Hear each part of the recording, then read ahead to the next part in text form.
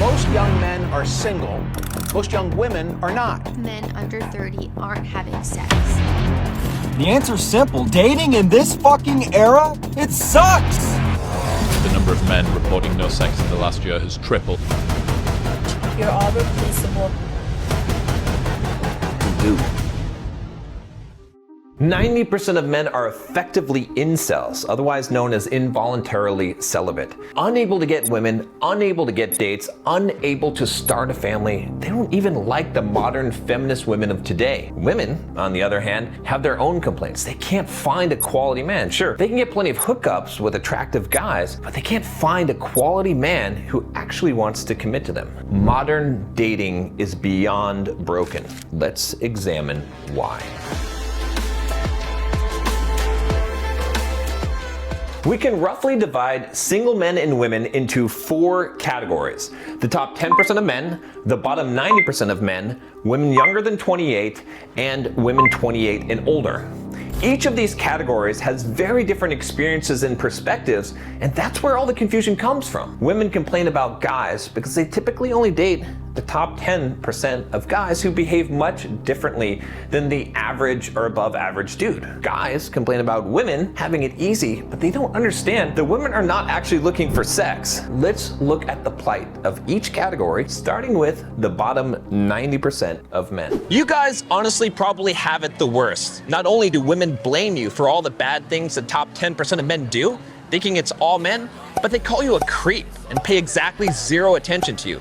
Studies have shown that women find a whopping 80% of men to be unattractive. You hear women complaining about not being able to find a good man, but you sincerely believe you are a good man and that if she just give you a chance, you take great care of her and treat her well. But she'll never give you a chance and instead continues to go after the guys who use and abuse her. I love you very much.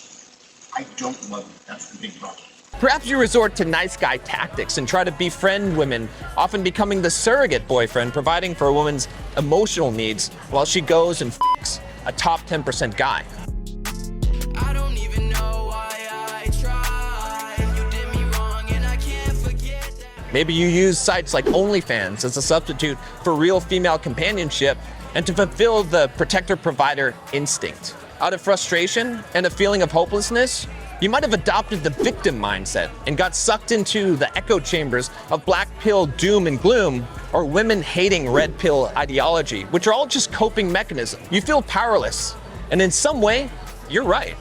Women will hardly ever give you a chance, and when they do, you often blow it because you lack the confidence and experience to set clear boundaries and be assertive, which often causes women to either use you or lose any attraction she had for you. You might be inclined to develop an extreme hatred for women because you think young, attractive women have it so easy. They can have sex with as many men as they want while getting spoiled with lavish gifts and trips. You assume women do have sex with as many attractive men as they can. You don't realize that most women don't want random sex, but instead want a high-quality man to commit to them. The object of your desire becomes the object of your hatred. Believe me, I get it. I was once there as well, and I felt all these things. I promise you though, all hope is not lost. I was literally where you are right now, and I can help you get out. Toward the end of this video, I'll tell you exactly what you need to do to change your life around right now. The top 10% of men, on the other hand, probably are the only real winners in this game. Because women biologically are programmed to be more discriminating in their sexual preferences, 90% of women are competing for this top 10% of men. This has always been the case historically, but what is different in modern society is social media and dating apps. The whole process is accelerated and magnified. Women are bombarded with DMs and messages, and as a result, make their selection criteria even more stringent. If you have 100 guys DMing you, why not pick the top 2 or 3 and ignore the rest? This creates a situation where the top 10% of guys end up having almost all the women chasing them, and so they have their selection to choose from. Since they have such a large abundance, they're even less inclined to commit to one girl and end up rotating through all the girls in the dating pool, leaving few girls for the bottom 90%. Are these top 10% of men really winning though? Certainly the bottom 90% of men think so. They're living the lives they could only dream of.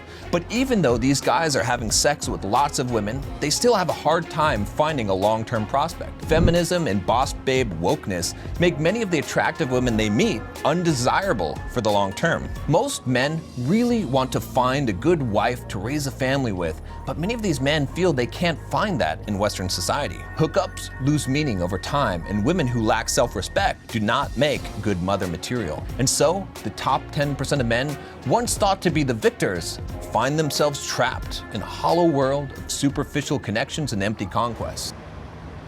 Women younger than 28 also seem like big winners in this game. While they're young and attractive, the world is their oyster. Due to simp culture caused by the frustrated bottom 90% of men and social media's magnification of their reach, an average 21-year-old girl becomes a virtual celebrity.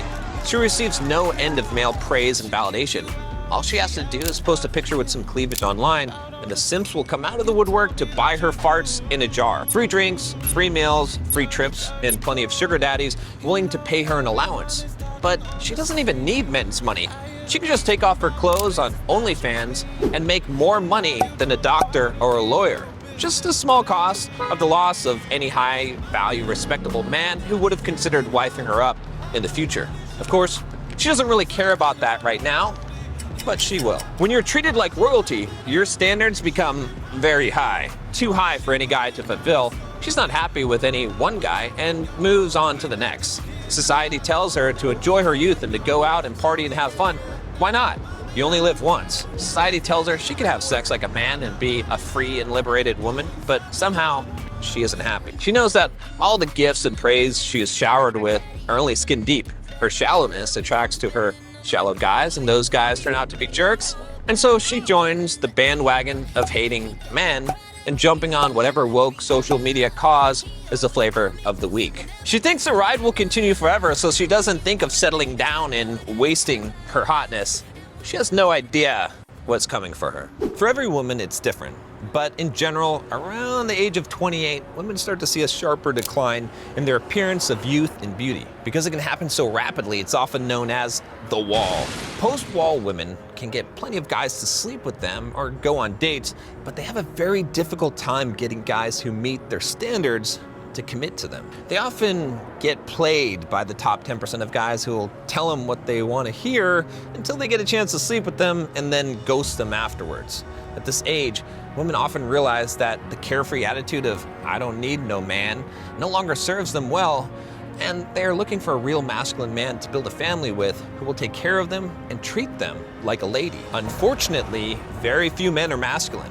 Their dating pool for these women consists of feminine and woke men, red pill men who hate women, and 50-50 men wanting to split everything fairly. They can't find a good man who wants to take care of them because those men are now realizing they can date much younger women that they didn't have access to before, or they're already married. Women are told by society they can just have fun when they're young without consequences. Around 28 to 32, many women start looking for a potential life partner, but they've lost that appeal that the top 10% of men are looking for. At this point in life, many women have lost the beauty, youth, and purity that make them a desirable mate to men. Men don't want a woman who partied in her 20s and is now settling for a less attractive provider guy. No one likes to feel like they're second best, and men don't want to feel like a woman wasn't interested in them when she was at her peak, and now that she's not, she'll settle for him. Filters like bold, glamour, and teenager are making women finally see some of the truth of this as they realize what they used to look like compared to now in real time. Okay, so now let's talk about what the cause of this problem is. How did things get so fucked up? The primary issue is that men and women have different potential peaks of sexual marketplace value. Women tend to peak in their early 20s, and men tend to peak in their mid 30s or early 40s. This, of course, doesn't mean that all men and women peak at those times. There are always outliers, and to be honest, most men don't peak at all, because it requires a lot of work for a man to peak, since his value isn't derived mostly from looks and youthfulness as a woman's is. A woman in her 20s has a huge advantage over a guy in his 20s, but a man in his 40s has an even bigger advantage over a woman in her 40s. Modern technology has exploited these differences and magnified them, specifically social media and dating apps. Women have placed an increased value on appearance because of the availability of men that are vying for their attention. You know, why date a 5 when there are 9s messaging you all day long? Constant validation has also contributed to women's extremely high standards. Take a look at IGotStandardsBro.com and you can see just how crazy it is. Based on US Census data, if you're a woman looking for a single man aged 20 to 45 of any race, at least 6 feet tall, not obese, and making at least $100K a year of income, you're looking at roughly 1 out of 300 men. This is not even taking into account any non-superficial standards women may have for men. These super high standards give top 10% men the ability to monopolize the dating market. Women prefer to date one man at a time, while a man prefers to get as many women as possible. The lies that society tells young women also play a huge part in causing this problem and making it worse. Women are told that men and women are the same and equal, which is simply not true. But because of this mindset, women try to have casual sex like men in order to overthrow the patriarchy, but it damages them. Biologically, men value purity. Women make it too easy for the top 10% of men to get sex, giving them no reason to commit. Women try to be boss babes and say they don't need a man. Men are the coolest, but I don't need them to survive. You do actually need men to survive, and here's why. Everything that you see around you was built and created and maintained by men. Okay. Everything. Dating is much easier for women in their 20s, but much more difficult in their 30s and 40s because the balance of power shifts dramatically. They tend to reframe rejection as a loss for the man instead of seeing it as indicating something they need to change about themselves or facing the reality of their superficial standards being too high. You guys call me delusional or whatever. I think I'm maybe not a 10, let's not go that far, but like definitely an 8. Body positivity also tricks women into believing that they're still attractive and beautiful no matter what shape they're in, even though they don't think the same about men. An out-of-shape woman will demand a man with six-pack abs, claiming it's just her preference. This shit still boggles my mind. If a girl wants a guy who's older, it's a preference. If a guy wants a girl who's younger, it's creepy and immature. If a girl doesn't want to date a short guy, it's a preference. If a guy doesn't want to date a girl that's overweight, he's an asshole who's not focused on the things that matter. Women have preferences, men have something wrong with them. Putting all of this together, you can see pretty clearly what's happening. Women's biological programming is to be pickier with sexual preferences. An overabundance of men on dating apps and social media causes women to have even higher standards for men. A small percentage of men who meet those standards are the only men women are interested in, and all of the women are interested in those top 10% of men. With so many women to choose from, combined with the sexual liberation of young women, these men can have sex with many different women, making them much less inclined to commit to any single woman. This is not a problem for the younger women who are living their best life and not looking to settle down, but as they get older and want to find a good man who will provide for them, they have lost much of the value they once had, and they find it harder and harder to find a man. In desperation, these women go through a cycle of installing dating apps and trying again, only to be used for sex again and again, not understanding why there is no man who wants to commit to them. Meanwhile, the bottom 90% of men hopelessly swipe with no matches, left out of the game completely. Out of desperation, these men simp by lowering their standards lower and lower, throwing endless validation at even mediocre women, inflating their egos and standards, thus perpetuating the cycle and making the problem worse for everyone except for the top 10% of men.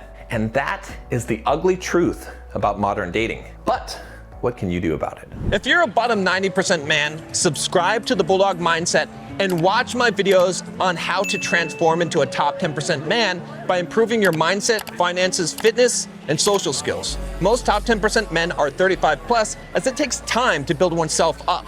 If you're in your 20s or 30s, you still have time. Comment and like this video for a step-by-step follow-up on becoming a top 10% man.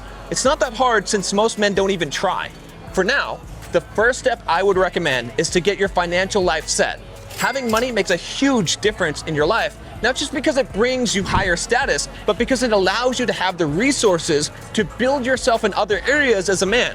I've created a complete financial freedom system called The Well That Never Runs Dry, which shows you exactly how to become financially free by building a business and investing in real estate exactly the same way I did, but faster.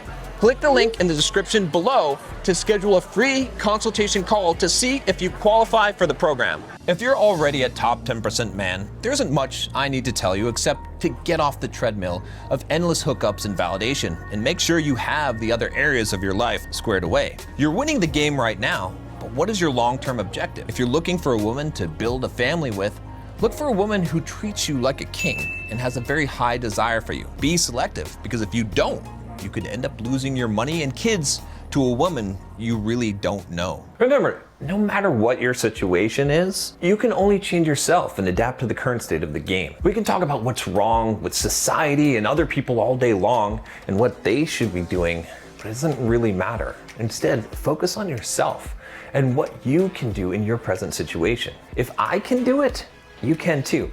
I was able to completely transform my life, and I want to help you do the same. It starts with getting your financial situation right so that you can have the time and resources to work on the other areas of your life. Click the link in the description below to book your free call and to discuss your financial future and how to become financially free.